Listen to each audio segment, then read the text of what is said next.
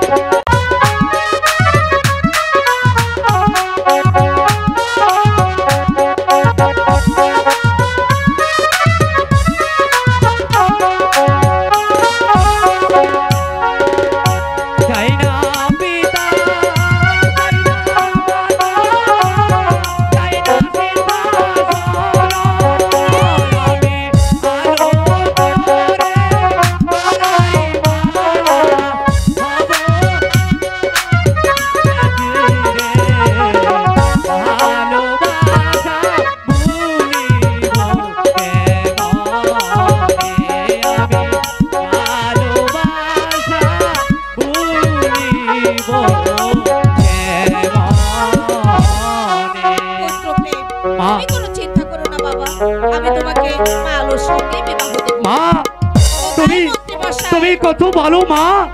বলুন রানীমা, আমাকে কেন স্মরণ করেছেন? আমি আপনাকে আদেশ করছি, এই মুহূর্তে আপনি রমানন্দের বাড়ি থেকে রমানন্দ ও তার মেয়ে আলোকে আপনি প্রাসাদে হাজির করুন।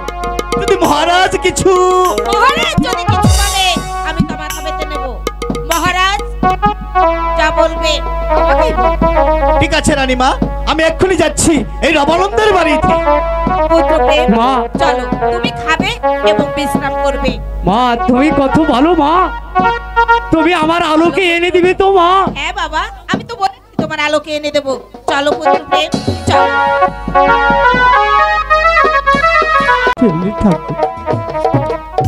ঠাকুর, অনেক দিন পর আমি আমার একটা চাকরির ব্যবস্থা করেছিলাম,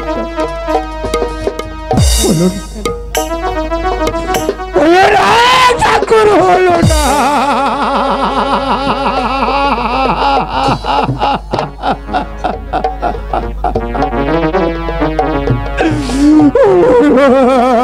ঠাকুর হলো না।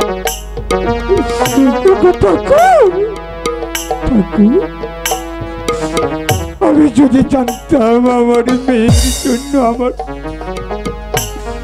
শাস্তি ভোগ করতে হবে, এই মৃত্যুকালে আমার মহারাজের চাবুকের আঘাত খেতে হবে না, নাটক করি না।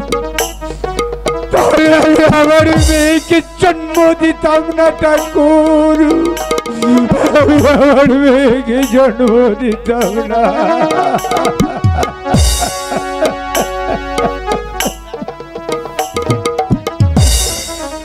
কোন পরীক্ষায় তুমি আমাকে ফেলেছ ঠাকুর?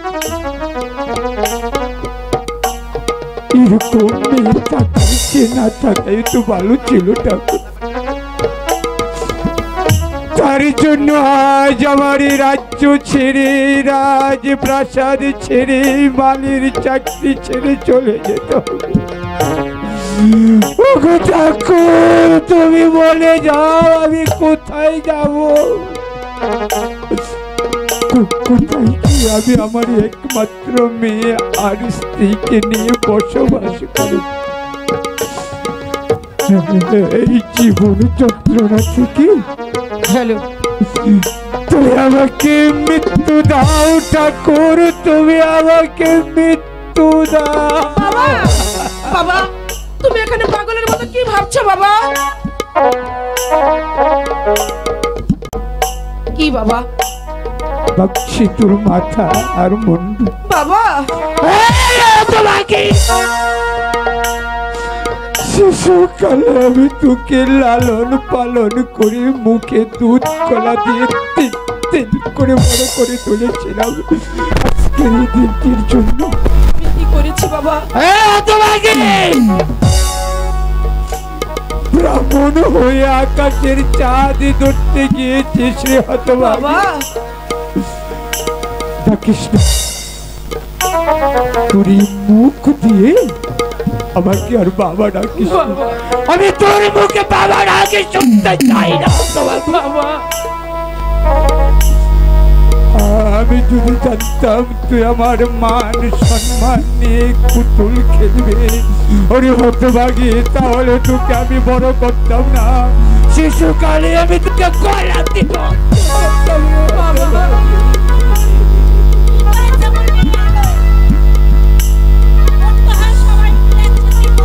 হ্যাঁ লীলা, হ্যাঁ মূর্তি তো হবু লীলা।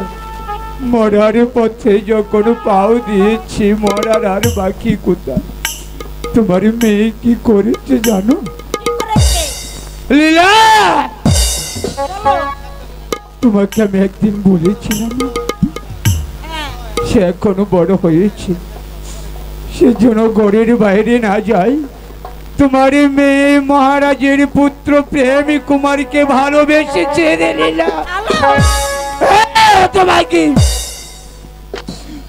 তোর জন্য আজ রাজার কঠোর আদেশ, এই রাজ্য ছেড়ে তোকে আর তোর মাকে নিয়ে অনেক দূরে চলে যেতে। বাবা, আরে হতভাগী, হ্যাঁ চল, তোকে আমি রাজ্য ছেড়ে অন্য রাজ্যে নিয়ে কোনো কানে কোনো কালীমার মন্দিরের সম্মুখে তোকে আমি টুকরো টুকরো করে বলি দিয়ে আসবো।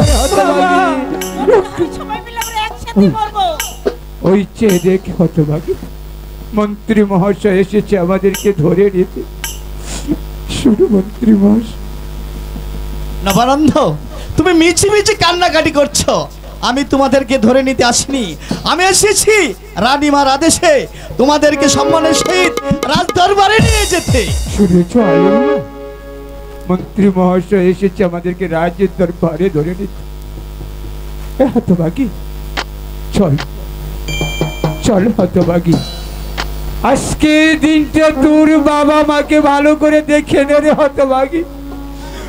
রাজবাড়িতে নিয়ে তোকে কালীমার মন্দিরের সম্মুখে আমি বলি দিয়ে আসি রে হতভাগী, বলি দিয়ে আসি।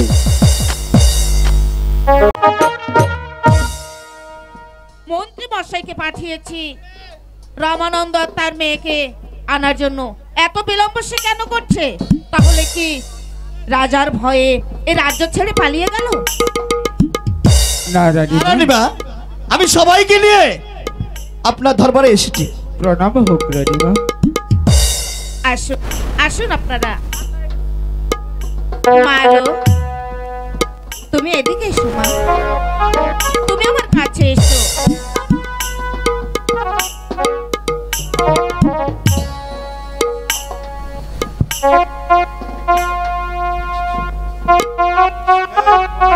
কোথায় দাসী?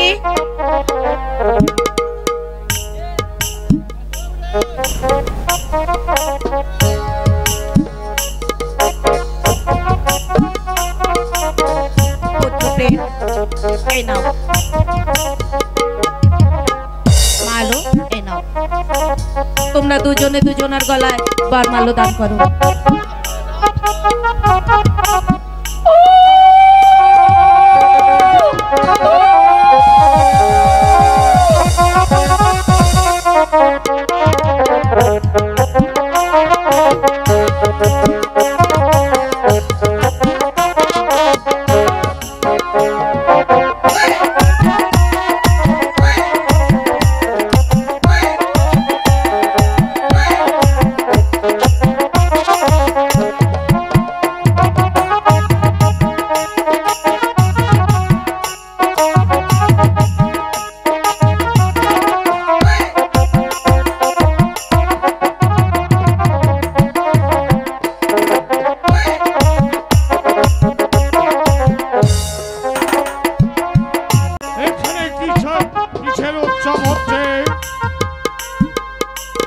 চলো, কেউ যে কোনো কথা বলছে না। মহারাজ, আমার পুত্র প্রেমের বিবাহের উৎসব হচ্ছে।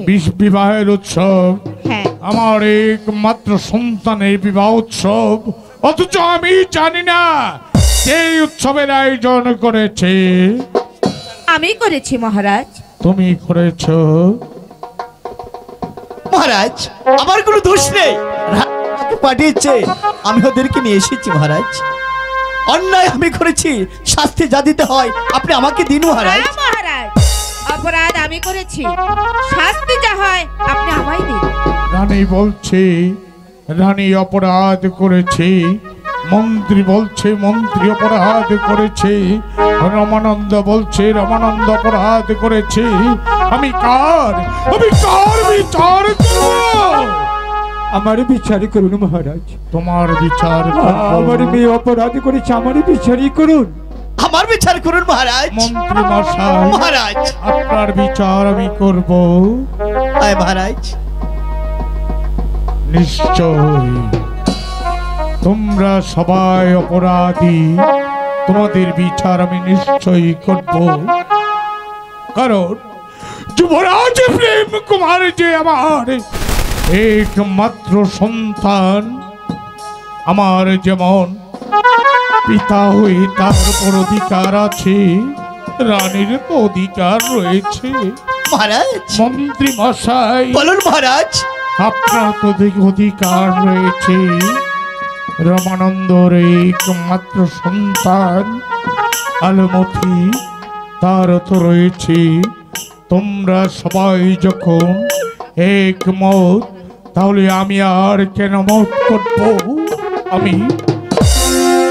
আমি তোমাদের সবাইকে ক্ষমা করে দিল। মহারাজ কি বলছেন মহারাজ? মন্ত্রী মশাই, বলুন মহারাজ। সারা জীবন যেমনি ভাবে আপনি আমার পাশে থেকে রাজকার্য পরিচালনা করার সাহস জুগিয়েছিলেন, তাই তো আজ যখন আমার সন্তান উপযুক্ত হয়েছে, সে বিয়ে করেছে, এসো পুত্র প্রেম।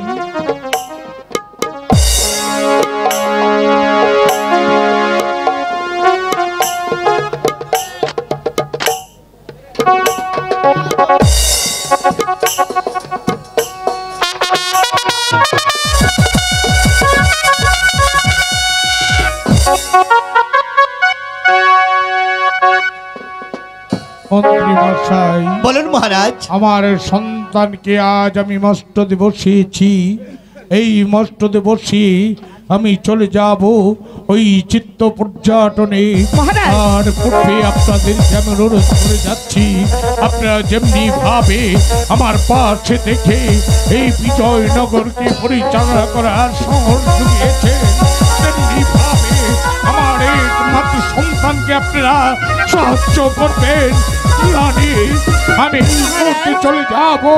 মন্ত্রী মশাই, মহারাজ! আমি চলে যাচ্ছি। রামানন্দ, যদি তোমার সাথে আমি কটু ব্যবহার করে এতটুকু ভুল করে থাকি, তাহলে এই বিদায় লগ্নে তোমরা সবাই আমাকে ক্ষমা করে দিও। তোমরা সবাই আমাকে ক্ষমা করে মহারাজ!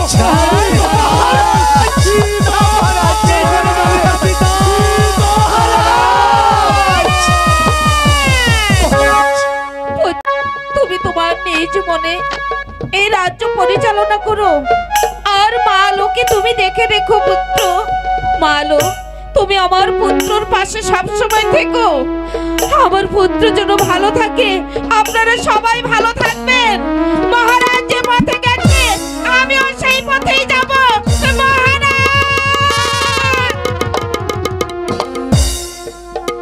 যুবরাজ প্রেমিক কুমার, মন্ত্রী মহাশয়, বলুন।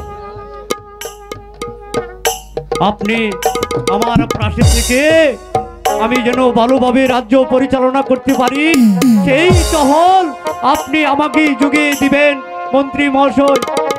তুমি কিন্তু চিন্তা করবে না কুমার, আমি যখন আছি তোমার পিতা আমাকে আদেশ দিয়েছে, আমার জীবন থাকতে তোমার কোনো ক্ষতি হতে আমি দেব না। যাও কুমার, তুমি গিয়ে তোমার ও পিতা মাতার কাজ মত করো। ভালো স্বামীর ঘরে সুখে থাকিস না, না যেন হয় স্বামীর অমর্যাদা। লীলা, চলো আমরা চলে যাই। চলে যাচ্ছি। না, আপনারা কোথাও যেতে পারবেন না। আজ থেকে আমার এই রাজপ্রাসাদে থাকবেন আপনারা, আর আমাকে সকল যোগায়া দিবেন। সত্যি বলছো কুমার? হ্যাঁ, আজ থেকে আপনারা কোথাও যেতে পারবেন না। দেখেছিস কুমারীর মন কত মহান। এরে মা আলো, আমি তোর পাশে পাশে আছি, তোদের সুখ দুঃখ আমি দেখবো। আমি তোমাকে আশীর্বাদ করি বাবা, তুমি দীর্ঘজীবী হও। হ্যাঁ হ্যাঁ পিতা, আমাকে আশীর্বাদ করবেন যেন আমরা সুখী হতে পারি। চলো লীলা, আমরা অন্তপুরে চাই। হ্যালো,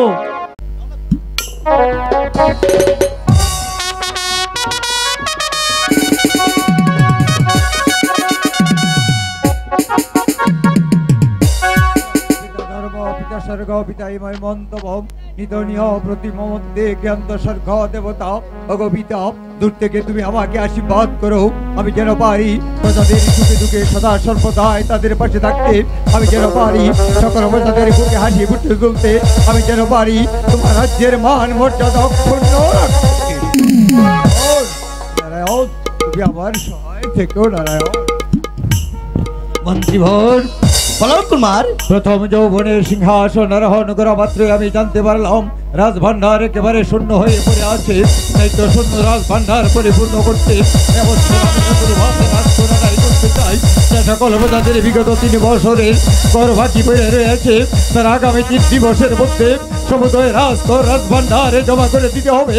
আর যদি কোনো প্রজা দিতে অসমর্থ প্রকাশ করে, তাহলে তাকে 500 টাকা জরিমানা অনাদায়ে 6 মাসের শাস্তি। এই হলো নতুন রাজা যুবরাজ কুমারের আদেশ। কুমার, প্রজাদের কিছু সময় না দিলে প্রজারা যে কর দিতে অস্বীকার করবে কুমার। মন্ত্রী মহাশয়, আপনি কি একবার ভেবে দেখেছেন সৈন্য রাজভান্ডার যদি শূন্য হয়ে থেকে যায়, তাহলে নতুন রাজা হিসাবে রাজ্য পরিচালনা করা যে আমার দুঃস্থ হয়ে উঠবে। তাই তো আর বিলম্ব হয়, এই মুহূর্তে সেনাপতি মান সিংহকে ডেকে নিয়ে আমি রাজকর আদায়ের ব্যবস্থা করছি। এই আছি সেনাপতি মান সিংহকে রাজকোষে পাঠিয়ে দাও। জয় হোক। বলুন মহারাজ, আমাকে কেন স্মরণ করেছে? সেনাপতি মোহন সিংহ, এই মুহূর্তে আপনি আমার রাজা আদেশ দিয়ে চলে যাবেন প্রজামহলে। প্রজামহলে ছুটে গিয়ে আমার রাজা আদেশ জানিয়ে দিয়ে বলবেন যা সকল প্রজাদের বিগত 3 বছরের কর বাকি রয়েছে তাদের আগামী 3 দিবসের মধ্যে সমুদয় রাজভান্ডারে জমা করে দেয়। আর যদি কোনো প্রজা দিতে অসমর্থ প্রকাশ করে তাহলে তাকে 500 টাকা জরিমানা বলা যায় 6 মাসের সশ্রম কারাদণ্ড ভোগ করতে হবে। এই হলো নতুন রাজা যুবরাজ প্রেম কুমারের আদেশ। হ্যাঁ মহারাজ, আপনি যখন আদেশ দিয়েছেন এই মুহূর্তে আমি ছুটে যাব প্রজা মহলে প্রজাদেরকে আপনার আদেশ ছাড়িয়ে দিতে।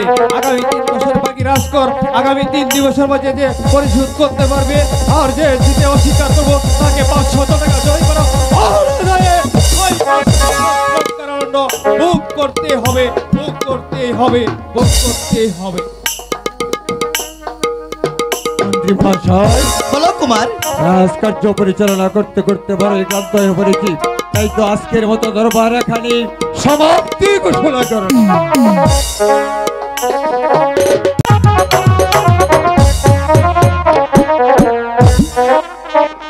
এখন আমি কি করি, কোথায় যাই, কি করি আমি সংসার চালাই?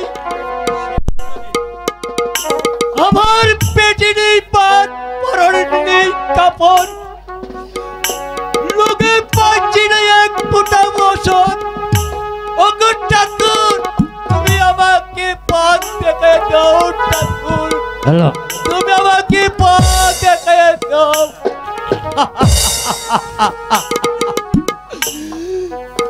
আমি এখন কি করব ঠাকুর?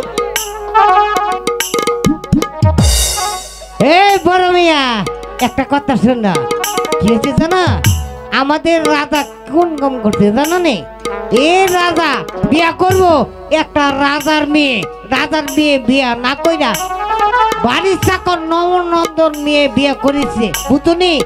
আমরা এই দেশ থাকবো না, রাজ করা দিব না, রাজা বলে স্বীকার করবো না। এটা জানাতে আসলে বলবো, বুঝছে? ঠিক আছে।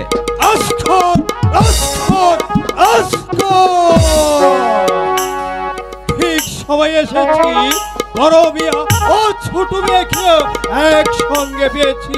এই মিয়া, রাখেন রাখেন, আপনি অত আমরা অত ভয় দিয়েন না। আমি এসেছি আমাদের যুবরাজ প্রেম কুমারের আদেশ নিয়ে। বলো কোন আদেশ? আগামী 3 দিবসের বাকি রাজকর আগামী 3 দিবসের মধ্যে পরিশোধ করতে হবে, আর যে দিতে অস্বীকার করবে তাকে 500 টাকা জরিমানা অনাদায়ে 6 মাসের সশ্রম কারাদণ্ড ভোগ করতে হবে। এ হচ্ছে যুবরাজ প্রেম কুমারের আদেশ। শুনেন মিয়া, আমরা রাজা বলে স্বীকার করবো না, রাজ করা দিব না, এই রাজ্য থাকবো না। আমি ঝাঁকে রাজা বলে স্বীকার করি, তোরা সামান্য প্রজা হয়ে রাজা বলে স্বীকার করবি না। জানিস তোদেরকে আমি কি করবো এখন? তোদেরকে আমি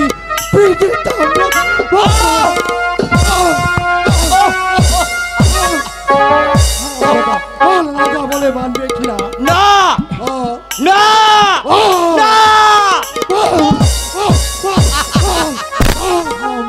এই ও মিয়া, রাখেন রাখেন রাখেন রাখেন, আমরা রাজা বলে স্বীকার করতে পারি, 3টি শর্ত আছে। তোদের কি 3টি শর্ত হলো, পুরো রায় এই রাজা যদি একটা রাজার মেয়ে বিয়ে করতে পারে তা রাজা বলে স্বীকার করবো, রাজ করো দিব, এর রাজ্য থাকবো। আপনার রাজার গিয়ে বলেন। ঠিক আছে, তোদের আদেশ আমি নিয়ে যাব ওই রাজ মহারাজের কাছে। মহারাজ যদি তোদের আদেশ পালন করে দেয় ভালো, আর যদি পুনরায় আবার ফিরে আসতে হয় তাহলে তোদের বাড়ি ঘর ঝাড়িয়ে পুরে আমি কথাটা যেন মনে থাকে। এ বড় মিয়া, এবার আমার উপরে পড়েছে। আমার কথাটা শুনবে?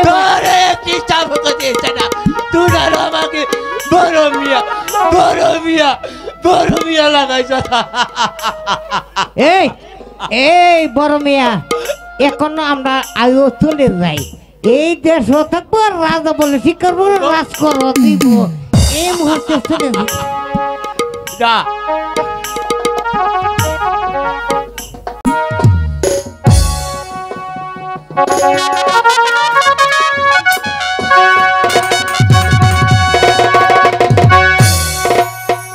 মন্ত্রী মহাশয়, বলো কুমার।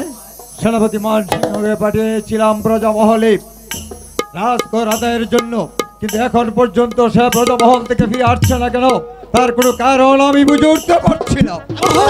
মহারাজ জয় হোক মহারাজের, জয় হোক মহারাজ। একই সেনাপতি মান সিংহ, আপনি হয়েছেন আমার রাজ্যের সবচেয়ে শক্তিশালী বীর পুরুষ, আমার রাজ্যের প্রধান সেনানায়ক। আজ দেখি ব্রজমহল থেকে আমার নিকট এসে মাথা নিচু করে কাপুরুষের মতো দাঁড়িয়ে আছেন। বলুন সেনাপতি মান সিংহ, ব্রজমহলে কি কিন্তু দুর্ঘটনা ঘটেছে? সেই কথা বলতে যে আমি সাহস পাচ্ছি না মহারাজ। সেনাপতি মান সিংহ, বলুন আমি মহারাজ। বিজয়নগরের ভাগ্য বিধাতা যুবরাজ প্রেম কুমার আপনাকে অবদান করলাম। আপনি নির্ভয়ে খুলে বলুন ব্রজমহলে কি হয়েছে? মহারাজ, আপনি গরিব প্রজার কন্যা বিয়ে খুলেছেন বলে তারা রাজকর দিবে না, আপনাকে রাজা বলেও দিবে স্বীকার করবে না, এমনকি আপনার রাজ্যও থাকবে না। সেনাপতি মান সিংহ, প্রজারা কি আরো কিছু বলেছে? হ্যাঁ মহারাজ, আপনি যদি কোনো পরিণয় কোনো রাজকন্যাকে বিয়ে করেন তাহলে আপনার রাজ্যে থাকবে, আপনাকে রাজকর দিবে, এমনকি আপনাকে রাজা বলেও স্বীকার করবে। কি সামান্য প্রজাদের এত বড় দুঃসাহস কি করে হলো? আমার রাজ্যে বাস করে আমাকে ঘর দেবে না, আমার রাজ্যে থাকবে না, এমনকি আমাকে রাজা বলে মানবে না। না না না না, তাদেরকে আমি এমন শাস্তি দেবো যাদেরকে বিজয়নগরের প্রজাসাধারণ এত চঞ্চল হলে চলবে না। মন্ত্রীভর ধৈর্য আমার নেই, ধৈর্যের বাদ আমার ভেঙে গেছে। সামান্য প্রজাদের আস্ফালন দেখে আমার মাথায় খুঁজ চেপে গেছে। তাই তো আর বিলম্ব নয়, সেনাপতি মান সিংহ, এই মুহূর্তে আপনি ছুটে যান সেনাগারে। সেনাগারে গিয়ে উড়ান নিশান বাজান নৌকা সাধারণ সৈন্যবাহিনী পাঠান দিকে 10,000 করে সৈন্যর শক্তি নিয়ে অস্ত্র হাতে প্রজাদের উপরে চাপিয়ে বলুন যে সকল প্রজার আমার রাজা সামান্য করবে, তাদের বাড়ি ঘর জ্বালা করে ছাড়খান করে দিন।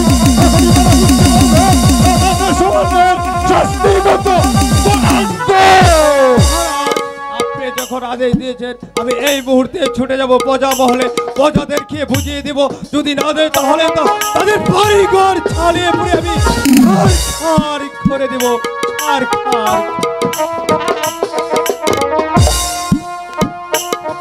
মন্ত্রীভর, বলো কুমার।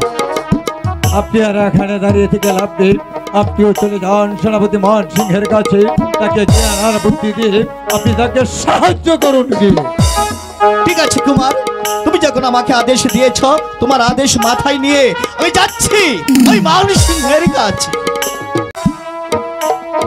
নারায়ণ, তুমি আমার সহায় থেকো নারায়ণ।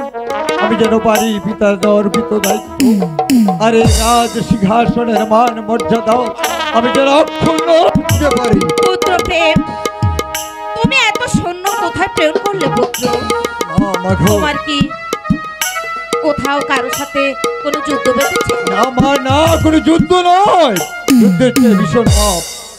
আমি রাজা হয়ে রাজকন্যা বিবাহ না করে দিনহীন গরিব প্রজার কন্যা বিবাহ করেছি বলে প্রজারা দাবি দিয়েছে তারা আমাকে ঘর দেবে না, আমার রাজ্যে থাকবে না, এমনকি আমাকে রাজা বলে মানবে না। তাই তো প্রজাদেরকে সাহায্য করার জন্য আমি তুমি ভুল করেছো পুত্র, তুমি তোমার সৈন্যদেরকে ফিরিয়ে আনার জন্য আদেশ দাও। মা মাগো, এতক্ষণে হয়তো শত সহস্র সৈন্য অস্ত্র হাতে প্রজাদের উপরে ঝাঁপিয়ে পড়েছে, তারপরে তুমি কি করে বলো সৈন্য ফিরে আনতে? বলো মা, কি করে আমি সৈন্য ফিরিয়ে আনবো? তোমার মাতৃ আজ্ঞা, তুমি সৈন্য ফিরিয়ে আনো। মাগো, মাতৃ আজ্ঞা, মাতৃ আজ্ঞা, মাতৃ আজ্ঞা। মা মাগো, তুমি তো জানো আলো আমার জীবন, আলো আমার মরণ, আলোকে আমি মন প্রাণে ভালোবাসি, আলোকে ছাড়া আমি বাঁচবো না মা। তারপরে তোমার মাতৃ আজ্ঞা, মাতৃ আজ্ঞা, মাতৃ আজ্ঞা, মাতৃ আজ্ঞা, মাতৃ আজ্ঞা পালন করতে পঞ্চপাণ্ডব দ্রৌপদীকে করেছিল পঞ্চভাগে বিভক্ত। রামচন্দ্র গিয়েছিল বলে মা মাগো, অগম জননী, আমি যে ভুল, মা তুমি আমাকে ক্ষমা করে দাও। তুমি ঠিক আছে পুত্র। তুমি তো আমাকে 10 মাস 10 দিন গর্ভে ধারণ করে কত দুঃখ কষ্ট আর প্রসব যন্ত্রণা সহ্য করে এই পৃথিবীর আলো বাতাস দেখিয়েছ। মা মাগো, তুমি বিবাহের আয়োজন করো, আমি তোমার কথায় সম্মতি জ্ঞাপন করছি। ঠিক আছে পুত্র, ঠিক আছে।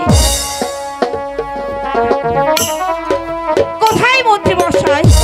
বলুন রানীমা, আমাকে কেন স্মরণ করেছেন? হে দেখুন মন্ত্রী মশাই, আপনি সারা রাজ্যে তালাশ করে দেখুন কোথাও কোনো রাজকন্যার সন্ধান পাওয়া যায় কিনা। রানীমা, আমি পরস্পর জানতে পারলাম তর্করাজের নাকি একটি কন্যা আছে। কন্যা আছে? ঠিক আছে, আপনি এক্ষুনি তর্করাজ্যে চলে যান, সেখানে গিয়ে তার মেয়েকে বিবাহের প্রস্তাব দিন। ঠিক আছে রানীমা, আপনার আদেশ আমার মনে থাকবে। ঠিক আছে, তাই চলুন।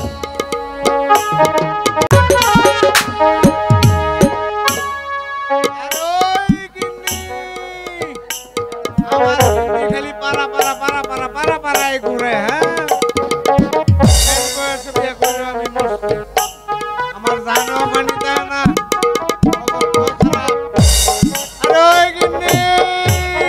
বলে ও মিনছে, এইভাবে চাচাচ্ছ কেন শুনি? কি হয়েছে? কোথায় থাকো তুমি? হ্যাঁ, থাকো কোথায়? তোমাকে আসে পাওয়া যায় না কেন?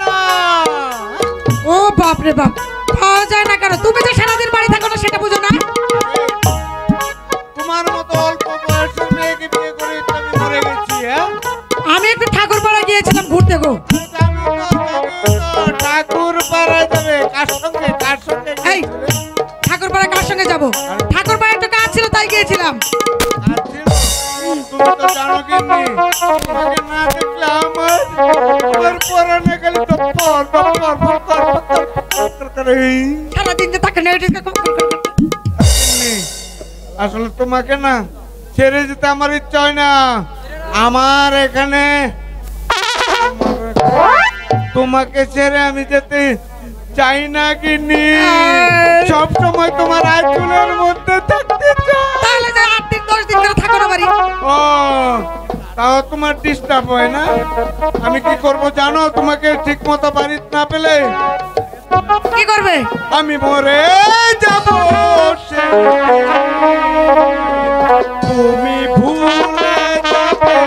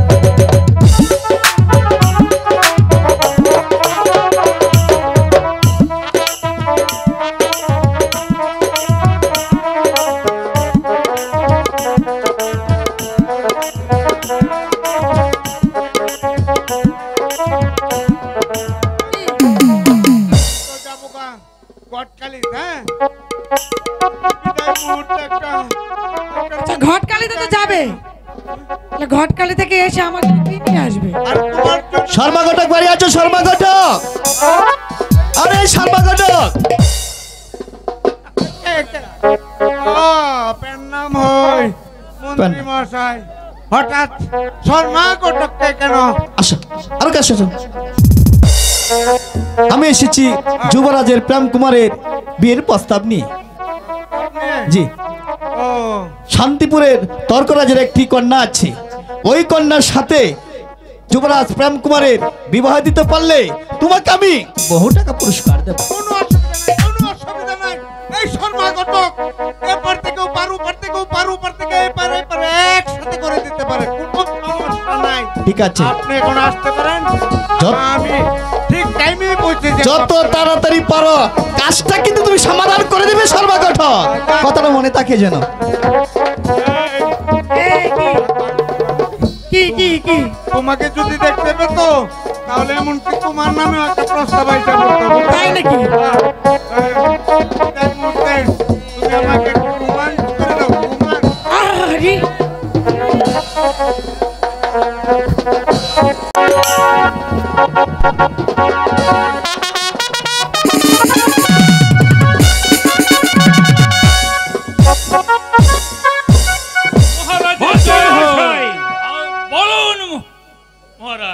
আমার কন্যা মেহনা কুমারী এখন বিয়ের উপযুক্ত হয়ে এসেছে, দেখে শুনে বিয়ে দিতে পারলে আমার একমাত্র কন্যাকে বিয়ে দিতে পারলে আমার নিশ্চিন্ত। আপনার কি অভিমত? আপনি যখন এই বিয়েতে সম্মতি দিয়েছেন এতে আমার কোনো অভিমত নেই মহারাজ। মন্ত্রী মহাশয়, আমি আপনার কাছে কি ভালো পাত্র আছে? না মহারাজ,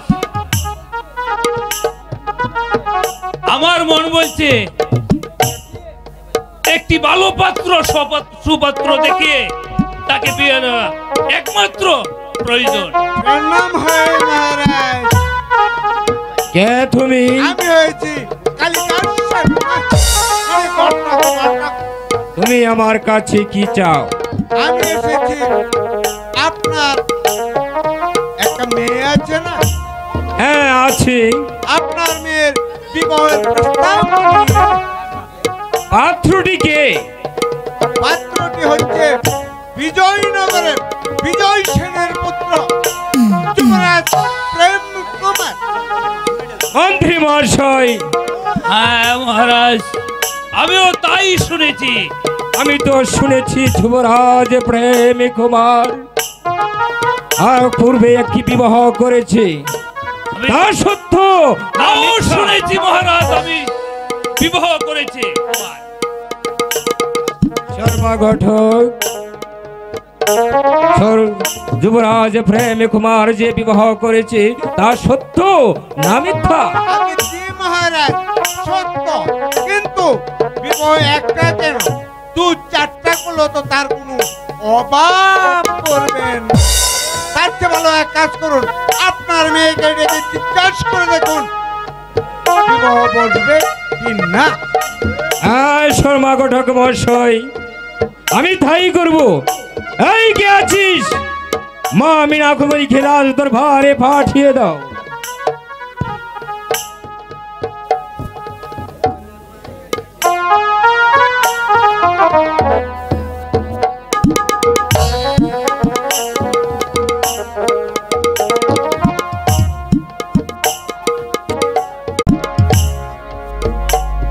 বলুন বলুন পিতা, আমাকে কেন স্মরণ করেছেন? মা মিনা, বলুন। আমি তোমাকে এই জন্য স্মরণ করেছি যে শর্মা ঘটক এসেছি তোমার বিবাহের প্রস্তাব নিয়ে। এতে তোমার কি মত? পিতা, আমি কোনোদিন আপনার কথার বাইরে যাইনি, আজও যাব বলে আমার মনে হয় না। কিন্তু পাত্রটি কে পিতা?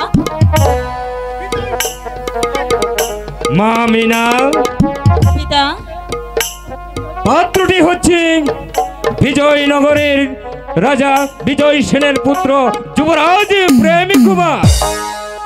পিতা, আমি শুনেছি সে নাকি পূর্বে বিবাহ করেছে। হ্যাঁ, তুমি ঠিকই শুনেছ।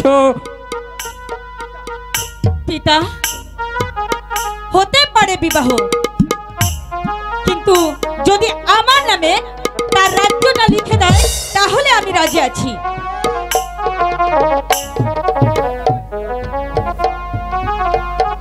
পিতা, আমি আবারও কথাটা বলে যাচ্ছি, যদি ওই রাজ্যটা আমার নামে লিখে দেয় তাহলে আমি রাজি আছি, নচে নয়।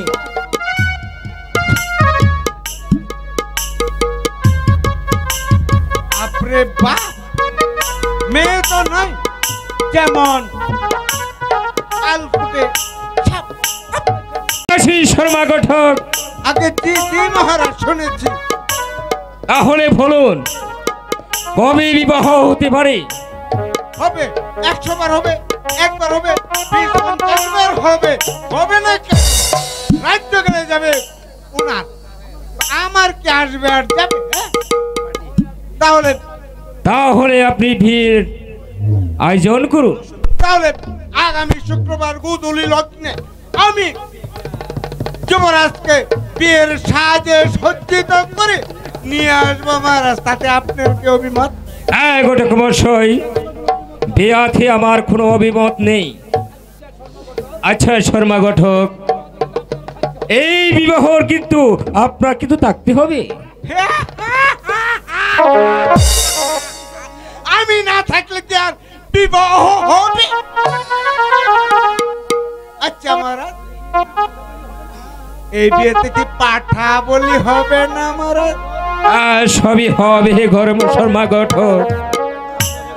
তোর খোরাজের একমাত্র কন্যার বিবাহ, তার বিয়েতে কি পাঠা বলি হবে না? 10টা পাঠা বলি হবে। আচ্ছা মহারাজ, ও 10টা পাঠার অন্ডকুশ কিন্তু আমাকে দিতে হবে মহারাজ। শর্মা ঘটক, আমি তোমার জন্য আমি তাই করব।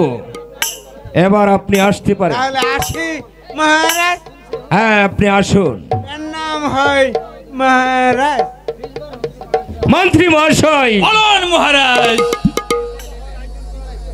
এই বিবাহের আয়োজন করতে হবে, তাই চলুন। তাই চলুন আজকের মতো এই দরবার এখানে অন্তিম ঘোষণা করলাম। তাই চলুন মহারাজ।